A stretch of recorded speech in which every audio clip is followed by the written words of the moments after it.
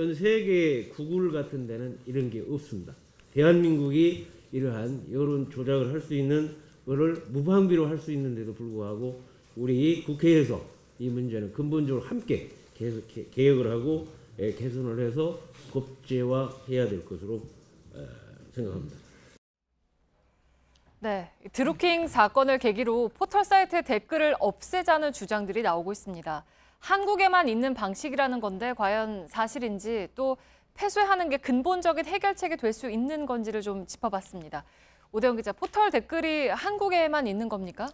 그렇지는 않습니다. 네이버나 다음은 주로 인링크 방식으로 기사를 공급합니다. 네. 그러니까 여러 언론의 기사를 그 안에 모아서 제공을 하는 건데요. 언론사 사이트에 가지 않더라도 포털 안에서 댓글을 달 수가 있습니다. 네. 야후라는 사이트도 비슷합니다. 저 오른쪽은 일본에서 가장 많이 쓰는 야후 재팬의 오늘 화면입니다. 포털 안에서 댓글을 달 수 있고 다른 사람의 댓글에 좋아요와 싫어요를 누를 수가 있습니다. 네이버나 다음 그리고 이런 야후 같은 경우에는 컨텐츠 제공이 주요 기능입니다.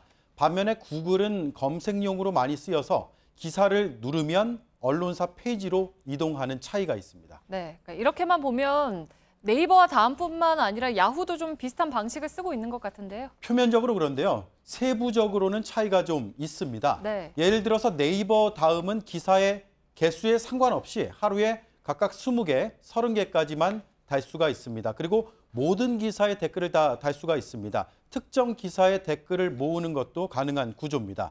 반면에 야후의 경우에는 기사 한 개당 한 개의 댓글만 가능하게 했습니다. 그리고 모든 기사가 아니라 댓글 달기에 동의한 언론사의 기사에만 달 수가 있습니다. 오남용을 막자는 취지입니다. 네, 그러니까 네이버와 다음만의 좀 독특한 댓글 달기 방식이 있다라는 거죠? 네, 문제는 한국에서 포털의 영향력이 막강하다라는 점입니다. 네. 그래서 포털이 여론을 좌우할 수 있다라는 건데 지난해 영국의 로이터 연구소가 낸 보고서를 보겠습니다. 이용자들이 포털 뉴스에 의존하는 비율은 한국이 77%, 네. 1위입니다. 그리고 그 뒤가 일본이었습니다. 프랑스는 반면에 36%, 독일 30%, 미국 23%, 그리고 영국 15%로 낮았습니다. 이들 나라에선 포털이 아니라 개별 언론사 사이트를 찾아서 뉴스를 보는 비율이 높습니다.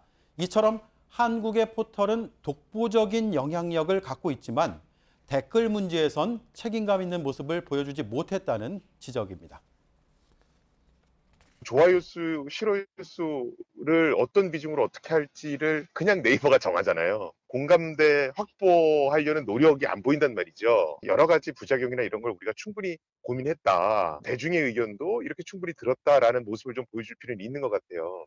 네, 그러면 포털을 좀 우리보다 많이 쓰지 않는 나라들에서는 댓글과 관련된 논란이 뭐 전혀 없습니까? 아닙니다. 악성 댓글 특히 문제된 사례가 많고요. 그래서 네. 댓글을 폐쇄하는 경우도 있습니다.